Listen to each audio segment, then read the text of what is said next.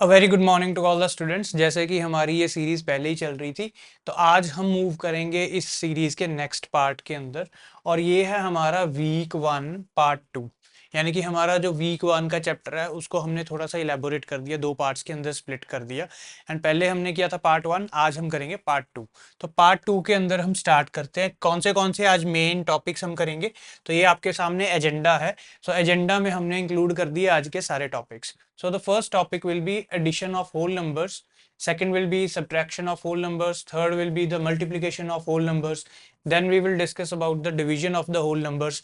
उसके बाद हम करेंगे arithmetic operations with zero, arithmetic operations with one, and उसके बाद दो main topic जो हमारे यहाँ पे रह जाएंगे, that is power of whole numbers and perfect squares and perfect square roots. तो इसके बाद हम मूव करते हैं अपने टॉपिक की ओर। वन बाय वन हम टॉपिक पिकअप करेंगे। सो फर्स्टली हम करेंगे एडिशन वाला काम। सो एडिशन के अंदर क्या है? So addition of the whole numbers refers to combining two और मोर होल नंबर्स। ये सबको पता है, बहुत ही इजी है, सबको समझ में भी है कि क्या होता है। हम प्लस सिंबल यूज करते हैं यहाँ पे, जिसको एडिशन के लिए डिनोट किया जाता है। और इसको जब हम जो वैल्यू हमारे पास आ जाती है उसको हम बोलते हैं टोटल या फिर सम।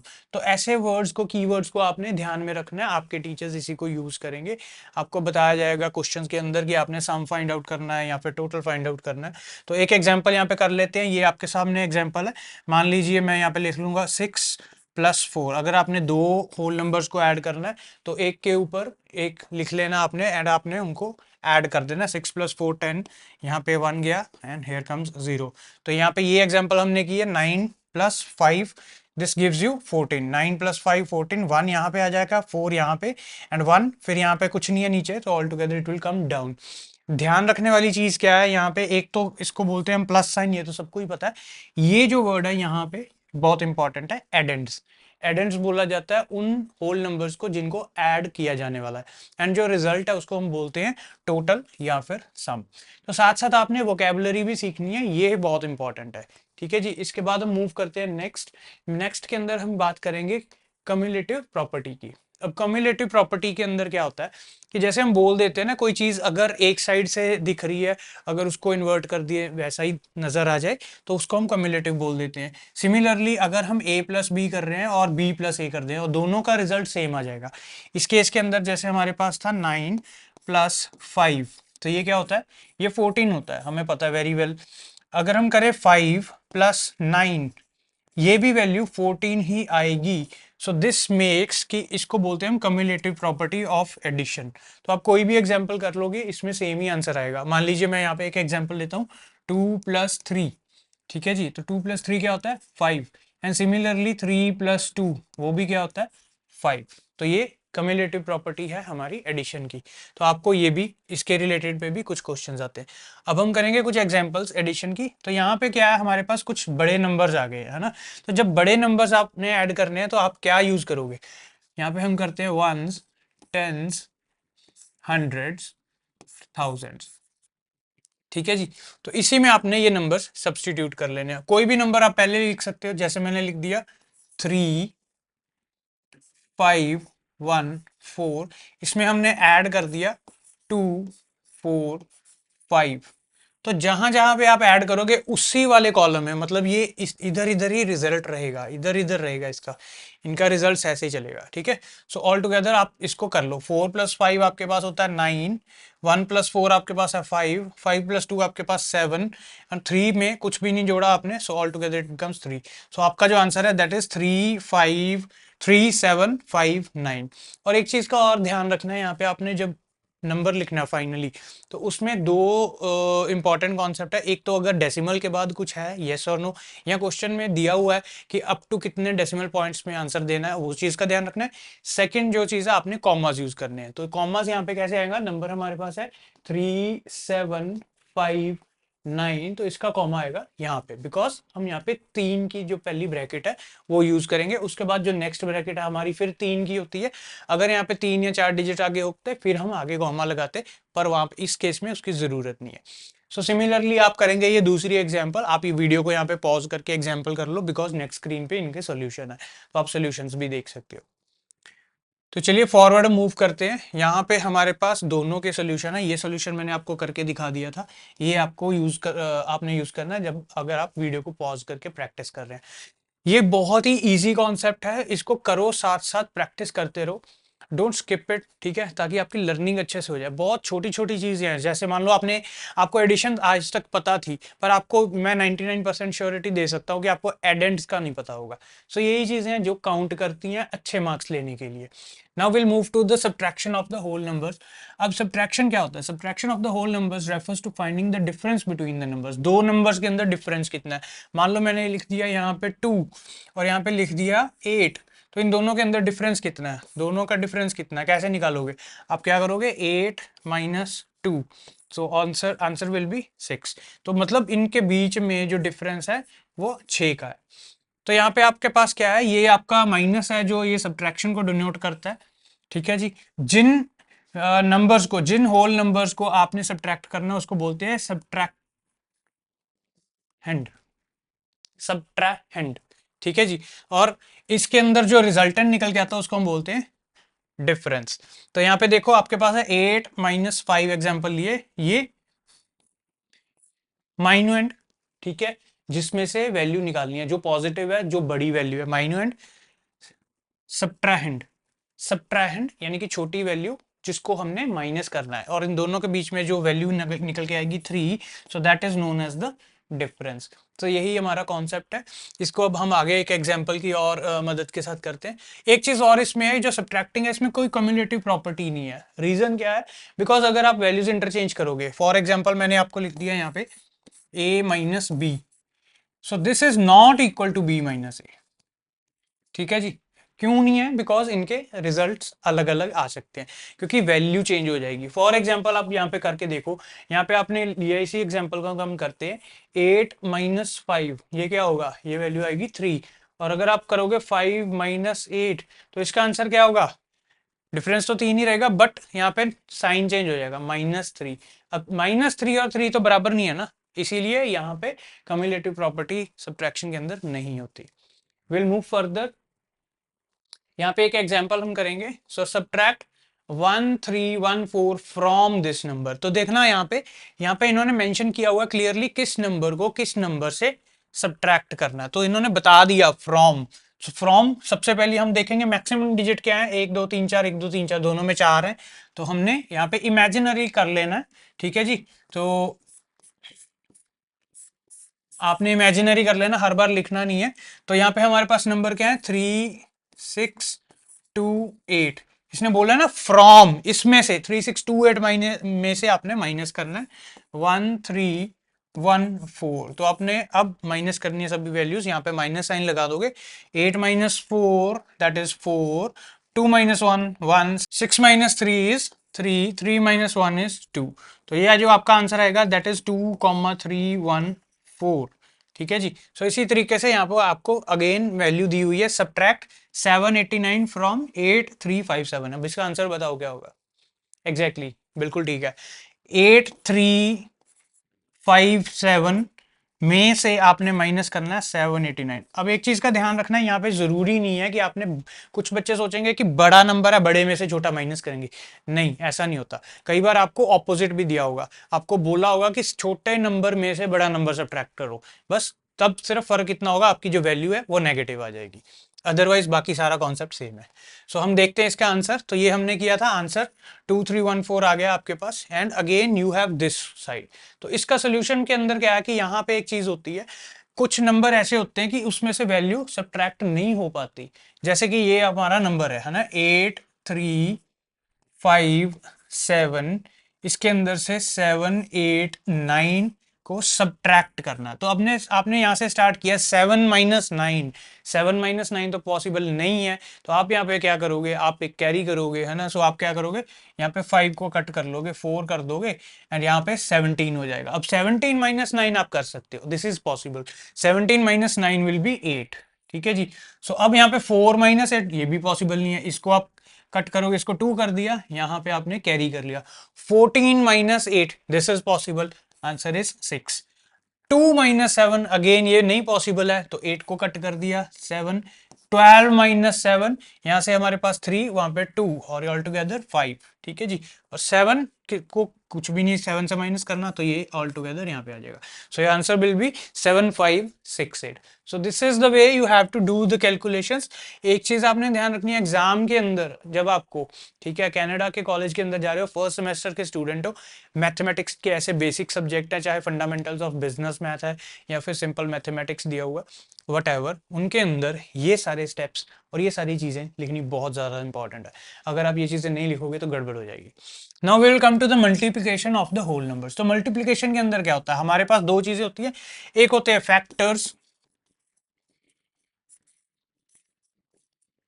और दूसरा हमारे पास होता है प्रोडक्ट। जो स्टूडेंट इंडियन एजुकेशन के साथ रिलेटेड हैं अब तक, उन्होंने देखा होगा कि प्रोडक्ट तो हमने काफ़ी बार सुना ना, बोलते हैं कि मल्टीप्लिकेशन मल्टीप्लाई करो, वैल्यूज निकालो, प्रोडक्ट हमारे पास आ जाएगा।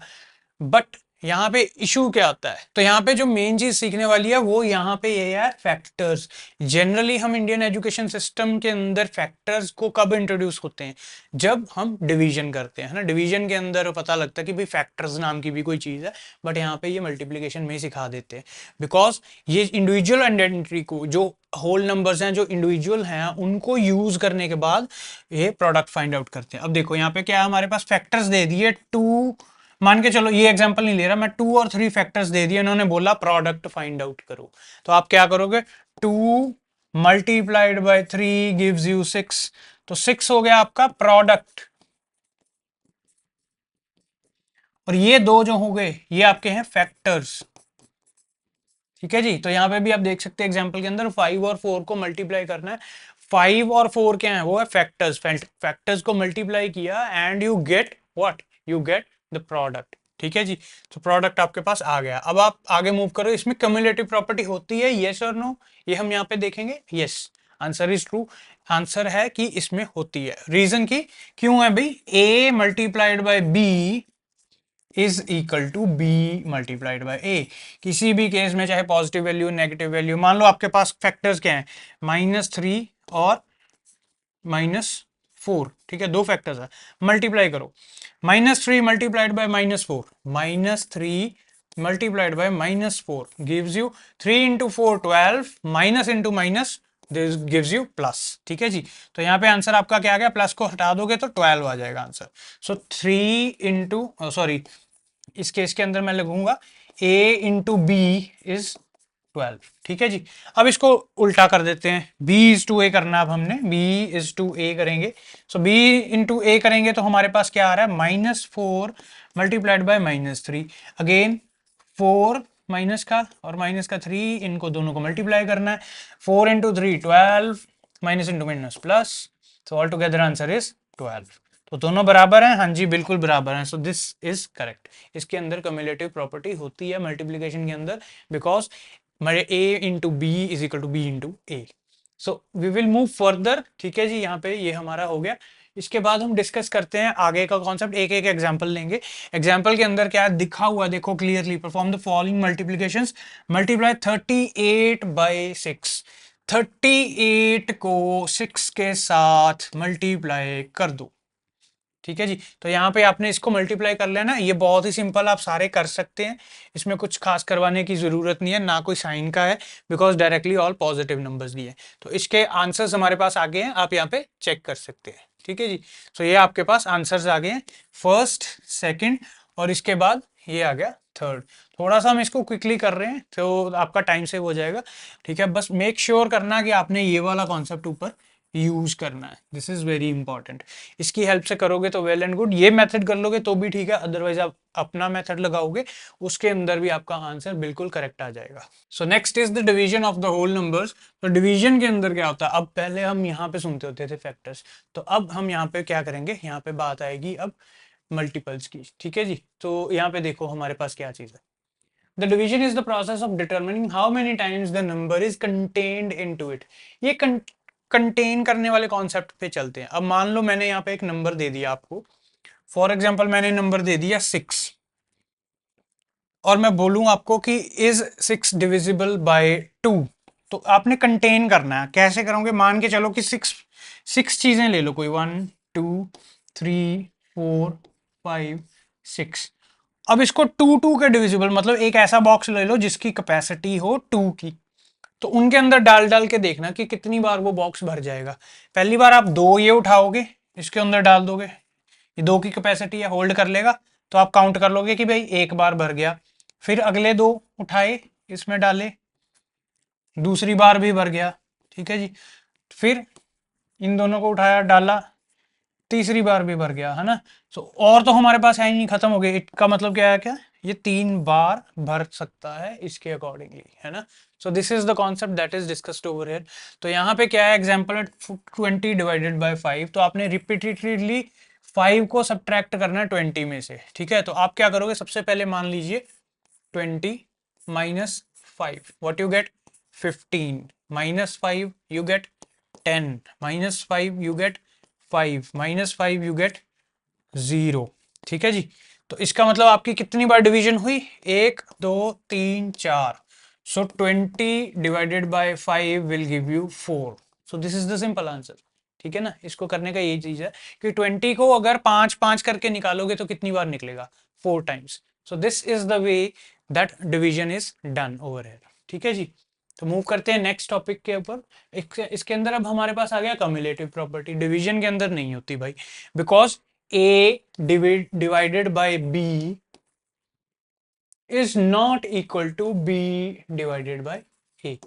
अलग अलग आंसर आते हैं, इसीलिए ये इक्वल नहीं होता। आप एग्जाम्पल भी चेक कर सकते हैं। एग्जाम्पल के अंदर हमने यहाँ पे ले लिया 20/5, है ना, 20/5, या फिर आप ऐसे भी लिख सकते हैं 20 divided by 5। So what you get over here, इसका आपका आंसर क्या है, ये आंसर होता है जी 4, है ना। अभी हमने कैलकुलेट किया था। बट अगर आप इसको चेंज कर दोगे, है ना, 5 डिवाइडेड बाय 20, तो इसको हम ऐसे भी लिख सकते हैं 5 divided by 20, and this will give you 1/4। सो इन दोनों के अंदर फर्क हो गया ना, 4 इज नॉट इक्वल टू 1/4, ये दोनों अलग है, इसीलिए यहाँ पे कम्युलेटिव प्रॉपर्टी डिवीजन के अंदर नहीं होती। Will move further, now we have the concept of the divisor, dividend, quotient and remainder. जब हमने पहले एडिशन किया था तो हमारे पास क्या था, एडेंड्स एंड सम। हमने प्रोडक्ट किया था, हमारे पास क्या था हमारे पास, we had factors and the product. But now division के अंदर हमारे पास कुछ नई चीजें आ जाती हैं। सबसे पहले डिविडेंड, जो सबसे बड़ी वैल्यू, जैसे आपने इस क्वेश्चन के अंदर देखा 25 को 7 से डिवाइड करना है, डिवाइड 25/7। तो यहाँ पे 25 क्या है, सो 25 इज डिविडेंड, जिसको डिवाइड करना है आपने, ठीक है जी। उसके बाद 7 क्या है आपके पास, सो 7 इज डिवाइजर, जिसने डिवाइड करना है, ठीक है जी। तो 7 ने डिवाइड करना है ना 25 को, सो ये डिवाइजर है। एंड अगर जितनी बार डिवाइड हो गया, मान लो 7 ने डिवाइड किया एक बार, हाँ जी निकल आएगा, हमें पता है ना। तो फॉर एग्जांपल मैंने यहाँ पे लिख दिया 25, 25 में से माइनस किया, 7 निकल आया। So what we get over here, पीछे हमारे पास बचा 18, minus 7 we get 11, minus 7 we get 4, ठीक है जी। तो एंड पे 4 बचा, 4 तो फर्दर डिवाइड नहीं हो सकता, इसमें से तो 7 माइनस नहीं हो रहा, तो 4 जो हो गया ये हमारा यहाँ पे बन जाता है remainder. Remainder is equal to 4, रह गया जो पीछे, रिमेन कर गया, ठीक है जी। और कितनी बार डिवाइड हुआ ये, 1 2 3, 3 बार डिवाइड हुआ, यानी कि कोशंट। सो कोशंट की बात करेंगे तो वो चेक करते हैं कि कितनी बार ये डिवाइड हुआ, यानी कि 3 बार डिवाइड हुआ तो हमारा कोशंट हुआ 3। सो इन दिस केस ये हमारा एक गोल्डन फॉर्मूला है, dividend is equal to divisor into quotient plus remainder. इन दोनों को तो हमने मल्टीप्लाई कर देना है, इनका प्रोडक्ट करना है, और ऐड क्या करना है इसके अंदर, रिमाइंडर। तो ये आंसर क्या बन जाएगा आपका, डिविडेंड ही बन जाएगा। आप कैलकुलेट कर लो। इस केस के अंदर भी हम देख सकते हैं, अगर डिविडेंड की वैल्यू है, ये 25 की वैल्यू मैंने यहाँ पे छुपा दी, इसको हमने फाइंड आउट करना है। हमारे पास डिवाइजर, रिमाइंडर और कोशेंट है, तो हम क्या करेंगे, डिवाइजर और कोशेंट को मल्टीप्लाई कर देंगे, दैट इज 7 मल्टीप्लाइड बाय 3, ठीक है। सो दिस विल बिकम 21, और 21 के अंदर क्या हमने ऐड करना है यहाँ पे, रिमाइंडर। रिमाइंडर कितना है, 4, 4 आप इसके अंदर ऐड करोगे, what you get 25। So this is the correct answer that you have found. ठीक है जी, तो मूव करते हैं नेक्स्ट। हमारे पास यहाँ पे एक एग्जांपल आ गई है और एग्जांपल को हम सॉल्व करेंगे। बहुत ही इजी हमारे पास तरीका है, डिवाइड 76 बाई 3। ठीक है, सो 76 डिवाइडेड बाई 3। सो इसको आपने डिवाइड करते रहना है, 76 में से आपने 3 निकालना है। ठीक है जी, तो आप कैसे करोगे, यहाँ पे अपना फॉर्मूला वही पुराना वाला ले आओ। 76 यहाँ पे लिखा, आपने ऐसे बना लिया अंडर रूट लगा के, यहाँ पे लिख दिया 3। सो 3 1s आर यहाँ पे जाएगा 7, 3 2s आर चला जाएगा, है ना। 3 हम यहाँ पे ऐसे कर देते हैं 2, 3 2s आर 6, 1। अब 1 के साथ तो नहीं हो रहा, यहाँ पे हमारे पास 6 पड़ा है, 6 नीचे ले आओ, 16, 3 5s आर 15 और यहाँ पे बचा remainder 1। So this will be the answer. तो इसको आप यहाँ पे चेक कर सकते हो। So here is the answer. ठीक है जी, 3 के साथ आपने डिवाइड किया था, 25 आपका क्या बना है, ये आपका है कोशेंट, 3 आपका डिवाइजर है, 76 आपका डिविडेंड है और रिमाइंडर आपका है 1। So these are the solutions of the other 2 examples. ये आप करके प्रैक्टिस कर सकते हो। So we will move further. यहाँ पे हमारे पास एक ऑपरेशंस विद जीरो का कॉन्सेप्ट आ गया। तो हम जीरो के साथ क्या क्या कर सकते हैं, मतलब अगर एडिशन की हमने वहां पे होल नंबर्स थे, सब्ट्रैक्शन की, डिवीजन की है आपने, मल्टीप्लिकेशन किया, अगर इनके अंदर जीरो आ जाए कहीं तो क्या होगा, मतलब कहीं किसी चीज के अंदर ऐड आ गया। तो ये देखो, एडिशन के अंदर when zero is added to a number or when a number is added to the zero there will be no change। तो एग्जांपल आपके सामने है यहाँ पे, ये देखो 25 के अंदर जीरो ऐड किया इज इक्वल टू 25, जीरो के अंदर 25 ऐड किया, answer is again 25। So no changes. Now we will talk about the subtraction. Subtraction के अंदर क्या हो रहा है, जीरो किसी नंबर से सब्ट्रैक्ट किया जाए या किसी नंबर को जीरो से सब्ट्रैक्ट किया जाए तो हमारे पास चेंजेस क्या आती हैं, है ना। ठीक है, अब देखो अगर जीरो को किसी नंबर से सब्ट्रैक्ट किया जाए, एग्जाम्पल ले ली 16, 16 minus zero will give you 16। पर अगर जीरो माइनस 16 करोगे तो आपके पास आंसर आएगा -16, वैल्यू नेगेटिव हो जाएगी। ठीक है जी, तो ये यहाँ पे दो केस आ गए हमारे जीरो के साथ। Then we have multiplication, anything multiplied with zero is zero, ये आपको पता है, गोल्डन रूल है हमारा, थ्रू रूल ऑफ थंब। तो यहाँ पे नंबर ले लिया 35, 35 को जीरो से मल्टीप्लाई किया तो भी जीरो, जीरो को 35 से किया अगेन तो भी जीरो, दोनों केसेस में जीरो ही आ रहा है हमारे पास। Now we have the division. अब डिवीजन के अंदर एक नई हमें चीज पकड़ में आएगी, वो हम देखते हैं। ठीक है, अब number when zero is divided by a number it will give you zero. ठीक है, अब मान लो हमारे पास है, जीरो को डिवाइड किया 4 से क्या आएगा जीरो, जीरो को डिवाइड किया 6 से क्या आएगा zero, anything that divides zero will give you zero. उसके बाद हमारे पास जो मेन कॉन्सेप्ट है, यहाँ पे नई चीज है, when a number is divided by zero the answer is undefined या इन्फिनिटी। इंडियन सिस्टम के अंदर हम बोल देते हैं कि इन्फिनिटी है और कैनेडियन वाले बोल देते हैं कि इसका आंसर है जी अनडिफाइंड। ठीक है, सो मान लो यहाँ पे 4 डिवाइडेड बाय जीरो, जीरो के साथ कितनी बार 4 में से आप जीरो निकाल सकते हो, है ना। आंसर क्यों है इसका अनडिफाइंड, ये इसीलिए। अब क्वेश्चन को ऐसे समझो कि जीरो आप 4 के अंदर से कितनी बार निकालोगे। अब मान लो यहाँ पे 4 है, मैं उसके अंदर से एक जीरो निकाल लूंगा 4 आ जाएगा, फिर इसके अंदर फिर जीरो निकाल लूंगा 4 आ जाएगा, फिर जीरो निकाल लूंगा 4 आ जाएगा, फिर जीरो निकाल दूंगा 4 आ जाएगा। अनडिफाइंड, सारी उम्र भी लगा रहा हूं तो भी नहीं होगा। डिफाइन ही नहीं कर सकते हम कि कितनी बार निकालने पे, या फिर इन्फिनिटी ले सकते हैं, इन्फिनिटी भी आप साइन यूज करते हैं। इन्फिनिटी के अंदर क्या होता है कि इनफाइनाइट, फाइनाइट होता है किसी का अंत हो जिस चीज का, और इनफाइनाइट मतलब जिसका कोई अंत ही नहीं है, ये चलता रहेगा सारी उम्र। ठीक है, so this is the way we deal with the arithmetic operations with zero. अब हमारे पास अरिथमेटिक ऑपरेशंस हैं विद वन। अब वन कहां पे आ जाता है, तो वो चीज देखो। अब एडिशन और सब्ट्रैक्शन, इनके अंदर वन क्यों नहीं डिस्कस किया। पहली चीज तो आपके मन में यही आ रही होगी, है ना, मैं यही डिस्कस कर देता हूँ। किसी चीज के अंदर कुछ ऐड करोगे तो वैल्यू चेंज हो जाएगी, वो तो पहले ही है। यहाँ पे सिर्फ हम वही कॉन्सेप्ट डिस्कस कर रहे हैं जिसके साथ कुछ ज्यादा बड़ी वैल्यू चेंजेस नहीं होते। यहाँ पे क्या है, जो ऐड करोगे फॉर एग्जाम्पल किसी वैल्यू के अंदर वन, तो वन एक होल नंबर भी है ना, इसीलिए यहाँ पे उनका केस ही नहीं पुट अप किया। बिकॉज मान लो ऐड किया आपने 2 + 1 3, ये तो हमने पहले कर चुके हैं, ये भी होल नंबर है, ये भी होल नंबर है, इसमें चेंजेस हो ही रही हैं, इसमें कॉन्सेप्ट यहाँ पे लेके नहीं आने। तो कॉन्सेप्ट कब इंट्रोड्यूस होता है वन का, वो होता है अगर हम बात करें मल्टीप्लिकेशन और डिवीजन की। सो मल्टीप्लिकेशन का क्या है जी, सबसे पहले अगर किसी नंबर को 1 के साथ मल्टीप्लाई कर दिया जाए तो उसके अंदर कोई चेंज नहीं आती। Very correct. So 1 into 12 is equal to 12, 12 into 1 is equal to 12। 12 का एग्जाम्पल लिया था, दोनों केसेस में बता दिया कि 1 के साथ मल्टीप्लाई किया और आंसर आपके पास क्या है, दैट इज अगेन 1। अब नेक्स्ट हमारे पास है 1 is divided by a number, the answer is reciprocated. Reciprocate का मतलब क्या होता है, उल्टा हो जाना। ठीक है जी, फॉर एग्जांपल ये एक ट्राइंगल है, इसको रेसिप्रोकेट किया तो ये ऐसे हो जाएगा, उल्टा हो जाएगा। ठीक है जी, अगर आप एडवांस कॉन्सेप्ट पढ़ोगे ना HVAC के, heat ventilation and air conditioning, उसके अंदर कंप्रेसर्स होते हैं, रेसिप्रोकेटिंग कंप्रेसर्स। जो आपके घरों के अंदर एयर कंडीशनर लगे होते हैं उनके अंदर रेसिप्रोकेटिंग कंप्रेसर्स होते हैं। वो कंप्रेसर ऐसे ही चलते हैं, ठीक है ना, उसके अंदर पिस्टन होता है, पिस्टन मूव करता है up and down, and that is the वे यहाँ पे कंप्रेशन की जाती है। तो यहाँ से ये वर्ड आता है रेसिप्रोकेट, इसको याद रखना हमेशा। रेसिप्रोकेट कैसे हो जाता है, 1 डिवाइड 14, ये एग्जांपल ले ली तो आंसर क्या आ जाएगा, 1/14। तो यहाँ पे आप अगर आप 1 को किसी नंबर के साथ डिवाइड कर दोगे तो वो वैल्यू है जो चेंज हो जाएगी, रेसिप्रोकेट हो जाएगी, वो 1 के नीचे चले जाएगी, 1/35। सो मूव करते हैं फर्दर। फर्दर हमारे पास आ गया powers of the whole numbers.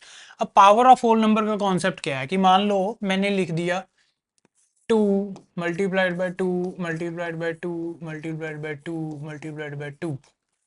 इसको नंबर को मान लो मैं कर लेता हूँ यहाँ पे, है ना, मल्टीप्लाई कर लेता हूँ।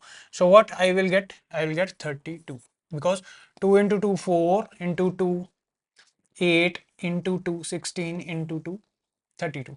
तो 32 को यहाँ तो मैं डायरेक्टली लिख दूंगा 32, यहाँ मैं लिख दूंगा 2 इंटू 2 इंटू 2 इंटू 2। पर ये बार बार इतना बड़ा लिखना, मान लो 10 बार लिखना पड़ गया, मैं तो पागल हो जाऊंगा ना, इतनी बार लिखना। इसका एक ऑल्टरनेटिव वे है जिसको हम बोलते हैं एक्सपोनेंशियल फॉर्म।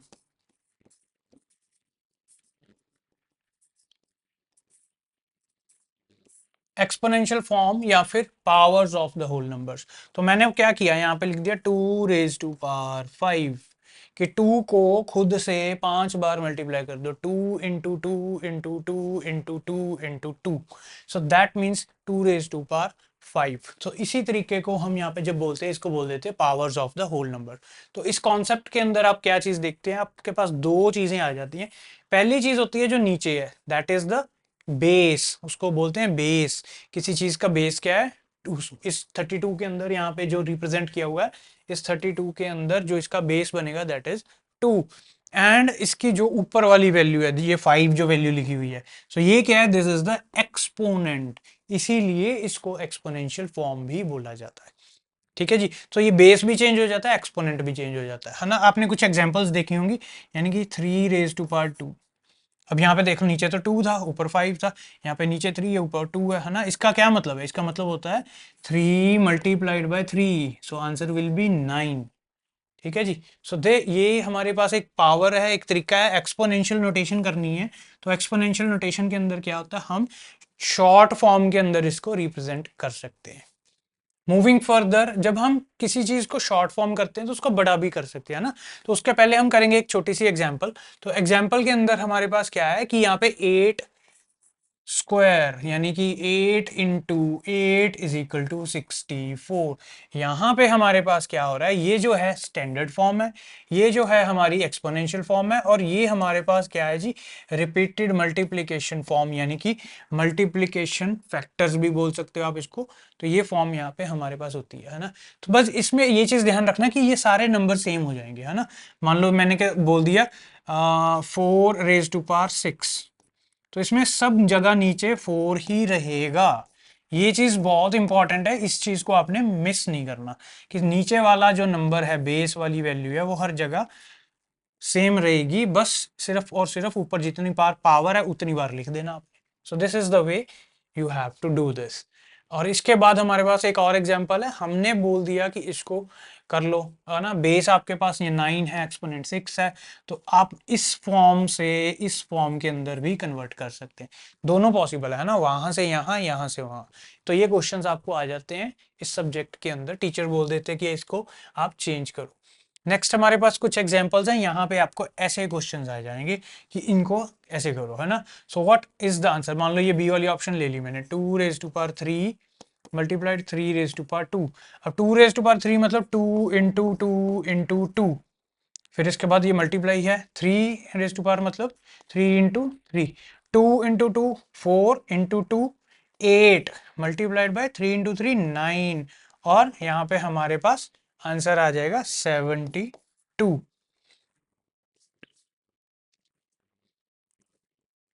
तो इसके साथ हम मूव करते हैं नेक्स्ट के ऊपर। नेक्स्ट के अंदर हमारे पास यहाँ पे आपके पास सारे सॉल्यूशंस आ गए।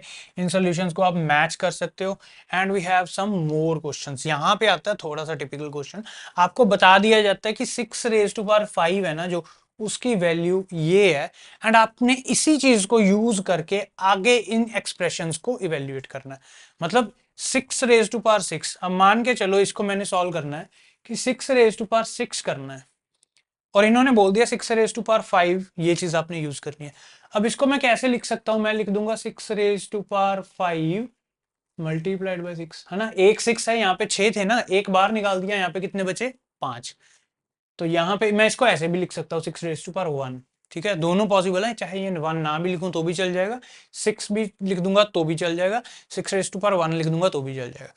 और इस चीज की वैल्यू तो इन्होंने बताई दी, ये वैल्यू। अब आपने इसकी वैल्यू यहाँ पे सब्सटीट्यूट कर देनी है, यानी कि 7776 मल्टीप्लाइड बाय 6। और इसको आपने 7776 को 6 के साथ मल्टीप्लाई करके जो आपका आंसर निकलेगा वो आपने लिख देना है। तो ये आपका सॉल्यूशन है। ठीक है जी। तो 6 रेज टू पावर 5 इन्होंने सारे पहले ओपन कर दिए, ये इसकी वैल्यू बता दी। 6 रेज टू पावर 6 इसके अंदर क्या है, ये 6 बार है, 6 बार है, यानी कि यहाँ पे 5 बार तो ये रहे, एक एक्स्ट्रा है। 5 बार वाला ये इकट्ठा कर लिया, ये एक एक्स्ट्रा कर दिया, इसकी वैल्यू यहाँ से सब्सटीट्यूट कर दी जो आपने दी हुई थी टीचर ने आपको, और इसको 6 के साथ मल्टीप्लाई कर दिया। This is the final answer. Final answer के बाद आपने कॉमास लगा देने एग्जैक्ट पोजीशन पे। तो ये आपका सेकंड सॉल्यूशन है, इसको भी आप प्रैक्टिस कर सकते हैं। एंड इसके बाद हम मूव करते हैं पावर्स के टेबल पे। कुछ ऐसे टेबल हैं जो आपको रट लेने चाहिए, आपके लिए इजी हो जाएगा, आपको आते भी होंगे एंड यहाँ पे मैंने लिख दी है आपके लिए। तो ये चीज बहुत इंपॉर्टेंट है। Up two powers of 5, powers of 5 तक ये बहुत ज्यादा इजीली यूज होता है। देखो सबसे पहले powers of 2, 1 raise to power 2 है ना, 1 into 1 1, 2 into 2 4, 3 into 3 9, 4 into 4 16, 5 into 5 25, 6 into 6 36, so on, ये चलता जा रहा है। फिर इसके बाद क्या आ गया, अगेन 11 का आ गया। तो यहाँ पे ये जो दो रोज हैं, जो कॉलम्स हैं, ये तो पावर्स ऑफ 2 के हैं आपके पास। यहाँ पे पावर ऑफ 3 है, 1 इंटू 1 इंटू 1 है ना, 2 raise to power 3, 2 raise to power 3 मतलब 2 into 2 into 2 is equal to 8। फिर आपके पास ऐसे ही एग्जाम्पल्स चलती जा रही हैं। Then we have powers of 4, जब 4 बार कर रहे हैं ना, यहाँ पे एग्जाम्पल ले लो 2 रेज टू पावर 4, यानी कि 2 into 2 into 2 into 2, it will give you 2 into 2 into 4 into 16। ठीक है जी। सो ये आपका आंसर हो गया यहाँ पे। So in this way we have the powers of 5। अगर इसको 2 रेज टू पावर 5, तो ये हमें याद ही हो जाते हैं ना, 32 है। So this is the way, these things save a lot of time. अगर आपके ऐसे क्वेश्चंस आ जाएं 2 रेज टू पावर 5 को यूज करना है, आपको पता है डायरेक्टली कि ये 32 है ना, 6 रेज टू पावर 5 है जो आपकी वैल्यू है, वो आपको पता है कि 7776 है। ठीक है जी। तो ये चीजें आपने याद रखनी है, ये आपका टाइम सेव करेंगी और आपके कैलकुलेशन स्पीड को बढ़ाएंगी। So this is the way you have to do it. अब बात आ गई हमारे पास perfect square and square roots की। सो परफेक्ट स्क्वायर मतलब एग्जैक्टली वैल्यू डिविजिबल होनी चाहिए, पीछे कुछ नहीं बचना चाहिए। तो यहाँ पे एग्जांपल लेते हैं, any whole number base with an exponent of 2 is a perfect square. पहले तो सिंपल फंडामेंटल आ गया। मान लो यहाँ पे मैंने लिख दिया 80 रेज टू पावर 2, ये परफेक्ट स्क्वायर है। ठीक है जी। 4 रेज टू पावर 2 है ना, ये भी परफेक्ट स्क्वायर। अब सॉल्व करके देखोगे ना 16 आ जाएगा। 16 को आप क्या करोगे, अंडर रूट करोगे, तो आपके पास क्या चीज आप आ जाएगी, अगेन वी हैव 4। ठीक है जी, 4 इंटू 4, क्योंकि इसको 16 को ओपन किया, 4 इंटू 4, 4 इंटू 4 अंडर रूट लगा, अंडर रूट का मतलब होता है 2। कोई भी वैल्यू 2 बार आ रही है तो उसको बाहर निकाल लो, 2 बार आ गया 4, आप बाहर निकाल लोगे, आंसर आपका पास 4 आ जाएगा। फॉर एग्जाम्पल यहाँ दे दिया इन्होंने, ओके 16 की एग्जाम्पल भी आ गई, therefore 4 is the square root of 16, ये आपका हो ही गया। इसके बाद हम नेक्स्ट देखते हैं, आपके पास एग्जाम्पल आगे, अंडर रूट 36, इसको क्या करोगे, अंडर रूट 6 इंटू 6, ये अंडर रूट का मतलब होता है यहाँ पे हमारे पास 2 है, छोटा सा 2 बार आ जाएगा, है ना। तो 6 6 2 बार है, आप बाहर निकालोगे 6, आंसर आ गया। एक चीज का और आपने ध्यान रखना है कि क्या होता है, ये तो स्क्वायर रूट की बात है ना, कई बार क्या होता है यहाँ पे ना आपको ऐसे भी आ जाता है अंडर रूट 4, है ना। इसके अंदर मान लो आपको वैल्यू दे दी कोई और दे दी, 16 दे दी, 2 × 2 × 2 × 2, सो 16 ये हो गया आपका, इसका मतलब आंसर क्या है 2, क्योंकि ये 4 बार सिमिलर है तो एक बार आएगा। स्क्वायर रूट के अंदर जहां पे ये वर्ड आ गया स्क्वायर रूट, यहाँ पे 2 की वैल्यू ही कंसिडर होती है। ठीक है जी, तो ये आपके आंसर्स हैं, आप यहाँ से चेक कर सकते हो। ये आपका सॉल्यूशन आपको नज़र आ गया है। ठीक है जी, तो नेक्स्ट हमारा जो टॉपिक होगा वो फिर मैं वीडियो के अंदर आपको ऐड कर दूंगा। अगर आपको वीडियो अच्छा लगे तो प्लीज़ शेयर कर दीजिए उन स्टूडेंट्स के साथ जो सोच रहे हैं कि भाई कनाडा जाना है, पढ़ाई करनी है, they don't have any exposure कि कनाडा के अंदर पढ़ाई कैसे होती है, कौन सी छोटी छोटी चीज़ों का ध्यान रखा जाता है। एंड अगर उनके पास टाइम है तो वो यूटिलाइज करें, ये क्लासेस को फॉलो कर लो, यहाँ से अपनी तैयारी कर लो। पहला सेमेस्टर बहुत ईजी निकल जाएगा, नहीं तो बहुत प्रॉब्लम आती है। बच्चों को इतने मार्क्स कट होते हैं ना सिली मिस्टेक्स के कारण। मेरे को बहुत कॉल आती है, सर ये तो हमें पता ही नहीं था, सर ये हमें पता नहीं था। और ये चैनल को बनाने का भी पर्पज़ यही है, स्टूडेंट्स हमारे को बताते हैं कि सर प्लीज़ हमें हेल्प आउट करें, जो एटलीस्ट हमारे भाई बहन जो और आने वाले हैं उनको हेल्प आउट हो जाएगा। तो आप ऐसी वीडियोज़ ज़रूर बनाएं। That's all for today, thank you and have a very nice day.